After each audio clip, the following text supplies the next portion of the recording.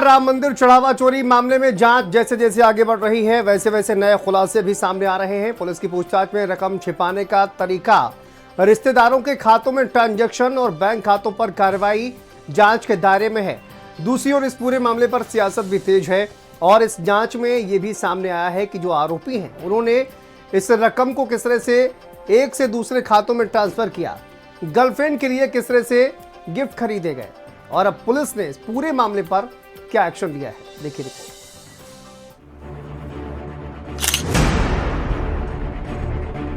राम मंदिर चढ़ावा चोरी में नया खुलासा, आरोपियों ने रिश्तेदारों को भेजी रकम, करीबियों के बैंक खातों में रकम ट्रांसफर, फिर वही रकम खातों में वापस मंगाई।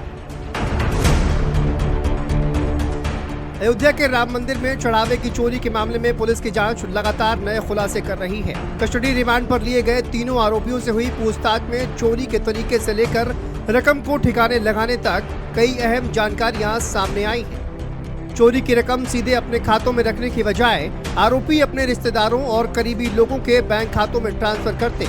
इसके बाद कुछ समय बाद वही रकम अलग अलग ट्रांजैक्शन के जरिए वापस अपने खातों में मंगवा ली जाती।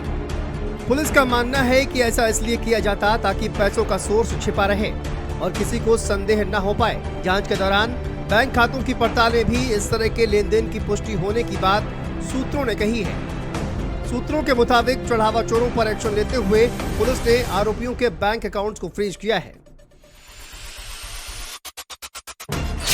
8 आरोपियों के बैंक अकाउंट फ्रीज, शक के दायरे में आए परिजनों के अकाउंट भी फ्रीज, रिश्तेदारों के अकाउंट समेत कुल 30 बैंक अकाउंट को फ्रीज किया गया।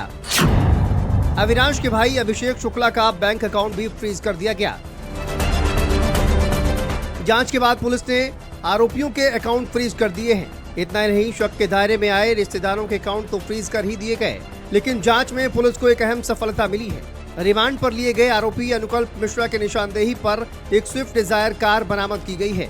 पुलिस के मुताबिक यह कार 16 मई 2025 को गोरखपुर से खरीदी गई और 22 मई को अयोध्या आरटीओ कार्यालय में इसका पंजीकरण कराया गया। वाहन का पंजीकरण आरोपी के पिता रविंद्र कुमार के नाम पर दर्ज है। बरामद कार को थाना राम जन्मभूमि परिसर में खड़ा कराया गया। ये वही कार है जो अनुकल्प मिश्रा की गाड़ी है और ये जो बकायदा बरामद की गई है। बरामद करने के बाद इसको लाकर के यहाँ खड़ा किया गया है। पुलिस को एक अहम सफलता मिली है। रिमांड पर लिए गए आरोपी अनुकल्प मिश्रा की निशानदेही पर शुभ विचार कार बरामद कर ली गई है।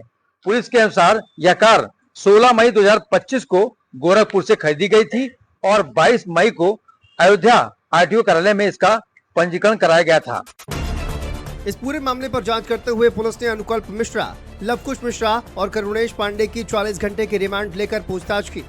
अविनाश शुक्ला ने महिला मित्र को रुपए और महंगे मोबाइल फोन गिफ्ट किए। उसी से शादी की बात भी चल रही थी, लेकिन इधर चर्चा है कि चढ़ावा चोरी मामले में गिरफ्तार होने के बाद अब महिला ने मुंह मोड़ लिया है और उसकी शादी टूटने की खबर भी सामने आ रही है।